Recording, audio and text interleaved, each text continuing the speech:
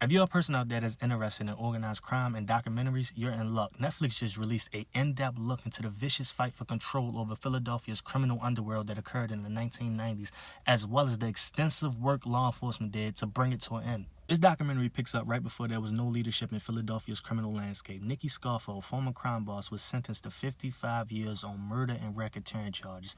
Now, this was an individual that was extremely feared. There were multiple interviews done on people who lived in Philly at that time, and all of them said this dude was a homicidal maniac. Bodies were piling up on the sidewalks. It became too much, so when he went away, there were hopes for a change. But in reality, it caused a power vacuum. Now everybody's looking around wondering what's next, but little did they know the Wild Wild West was about to break out. John Stanford was sent to Philadelphia on orders from New York City to be the new boss, and he arrived at town, an older gentleman around his late 50s, extremely old school type of guy. He liked things done a certain way, and he began barking orders at the younger generation. Now you have to understand something. We're approaching the 2000s. It's not the 1980s. Everyone's not going to fall in line at the snap of a finger just to honor some tradition. He was dealing with a younger generation who had already made their minds up. Joey Molino is the guy that we want to follow. We don't want to be introduced to your old ways. The FBI gave this group a specific name, the Young Turks. Just like that, a war broke out, and the FBI couldn't do anything about it because the murders that were occurring were happening so swiftly and so smooth. No one knew who was doing anything. They had an idea,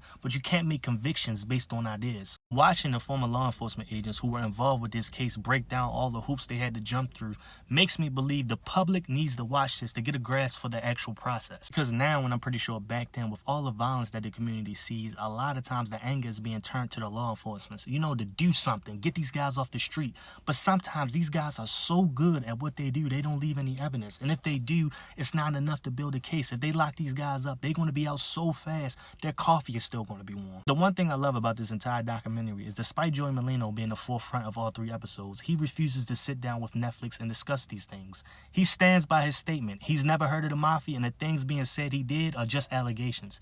You have to respect a man like that because he's clearly taken everything he's did and what he was associated with to the grave. We all heard about New York City's mafia, but this documentary introduces us to a different side of the mafia, Philadelphia, an extremely rough faction.